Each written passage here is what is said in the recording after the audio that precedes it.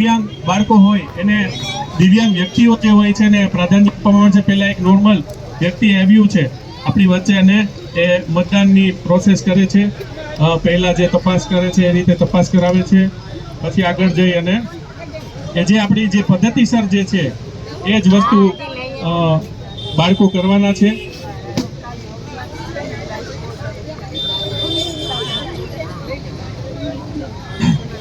Yes, આ એક drama છે, એમાં પણ એક બીમાર છે છતાં પણ બીમારી હોવા છતાં પણ તે મતદાન કરવા આવ્યું છે અને એમને પોલીસ તંત્ર મદદ કરે છે કે ભાઈ બાળકો વ્યક્તિ છે એ બીમાર છે અને એને પોતાની જાતે સ્વીકાર્યું કે ના મારે મતદાન કરવું એ મારું ફરજ છે।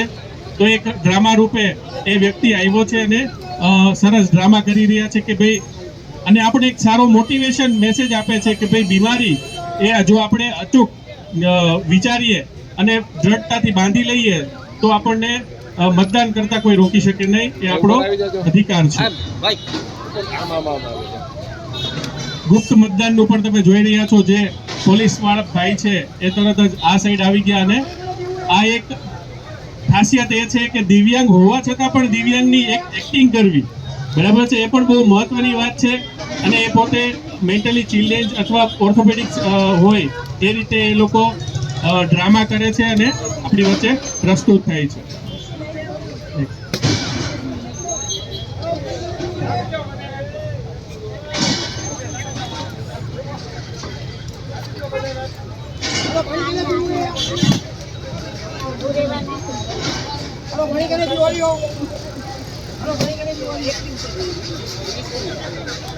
નોર્મલ લોકો વચ્ચે આવે છે, જ્યારે પણ દિવ્યાંગ વ્યક્તિ આવે છે તો તરત જ તંત્ર દ્વારા સ્ટોપ કરાવી અને દિવ્યાંગતાને પ્રાધાન્ય આપી અને એમને મતદાન કરવા માટે પ્રેરણા કરવામાં આવે છે।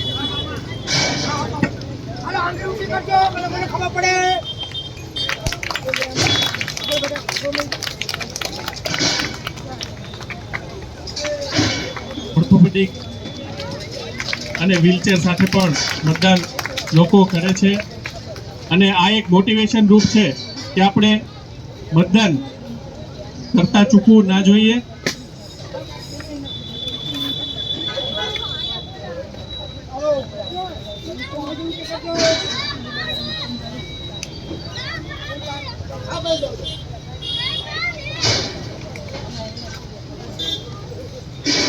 સંપૂર્ણ પ્રક્રિયા આપ જોતા હોય છો એ રીતની આ પ્રક્રિયા છે। એની અંદર મતદાનની ગંભીરતા અને મતદાન આપણો અધિકાર છે એ આપ અહીંયા જોઈ શકશો।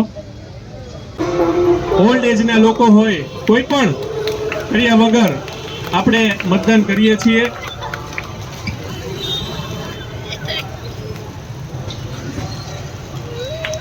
ઇવન મેરેજ પણ કરેલા હોય અને આપણે ઘણા બધા કિસ્સાઓ પણ જોતા હોઈએ છીએ કે મેરેજ હોય અને મેરેજમાં પણ પ્રથમ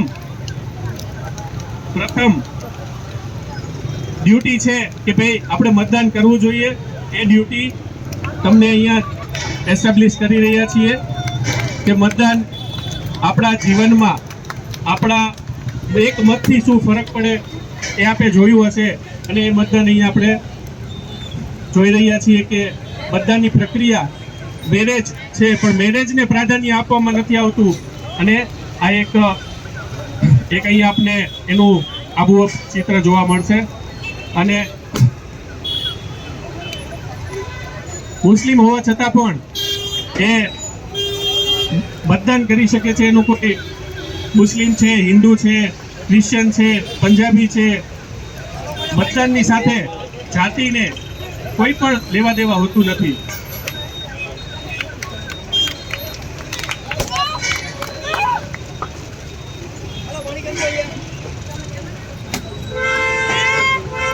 ઇવન પ્રેગ્નેન્ટ લેડી હોય તો પણ તેઓ મતદાન કરવા આવે છે અને પોતાનું મહત્વ, એક મતનું મહત્વ ચૂકવું ના જોઈએ અને એક મતથી આપણે ચોક્કસપણે પોલિંગ બૂથ અથવા મતનું જે પરિણામ છે ચેન્જ થઈ શકે છે।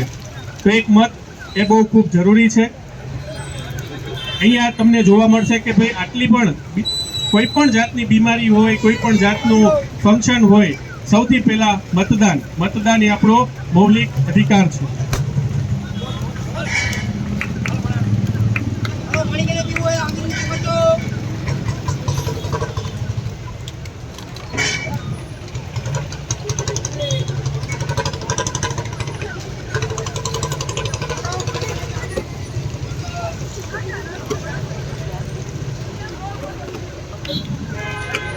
મેન્ટલી ચેલેન્જની સાથે એમને હેલ્પર આપવામાં આવતા હોય છે, જે પણ અહીંયા દર્શાવવામાં આવે છે. બ્લાઇન્ડ વ્યક્તિ આપણી વચ્ચે છે, જે પણ પોતાનો અધિકાર છે જતા નથી કરતા, અને એ પણ માં ભાગ લઈ રહ્યા છે.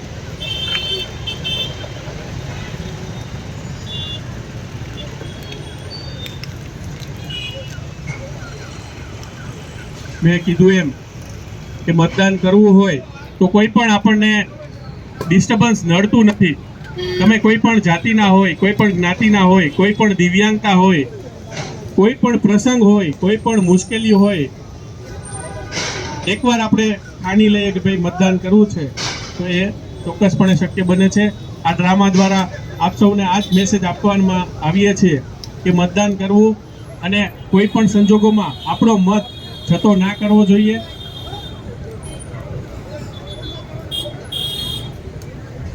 પોલિંગ બૂથમાં જે પણ ધ્યાન જળવાતું હોય એ બધું જ પ્રકારનું અહીંયા ધ્યાન રાખીને આપણે દરબાર કમ્યુનિટીમાંથી આવે છે એ પણ અહીંયા મતદાન કરે છે.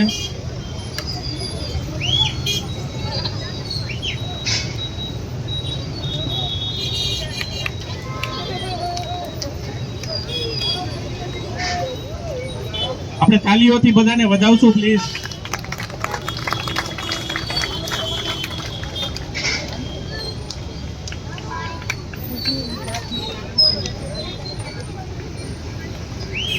He is an actual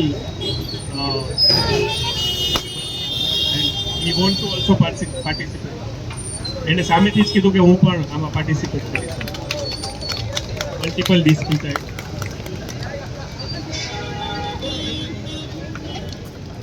આ નાટક છે છ વિરાણી બહેરામુંગા શાળાના મૂકબધિર દિવ્યાંગ બાળકો દ્વારા તૈયાર કરવામાં આવેલ નાટક છે.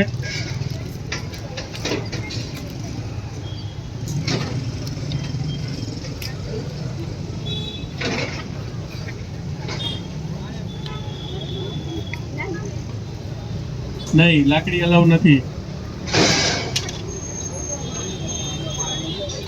તમારી પાસે જો વોટિંગ આઈડી કાર્ડ હોય તો જ તમને આગળ જવા દેવામાં આવે છે. એ રીતનું પણ અહીંયા આપને એક ચુસ્ત બંદોબસ્ત જોવા મળી રહ્યો છે.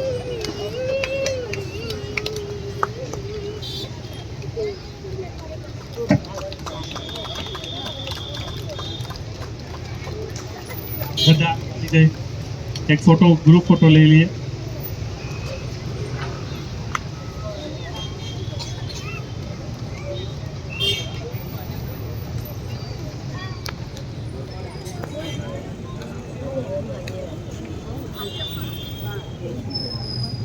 યસ,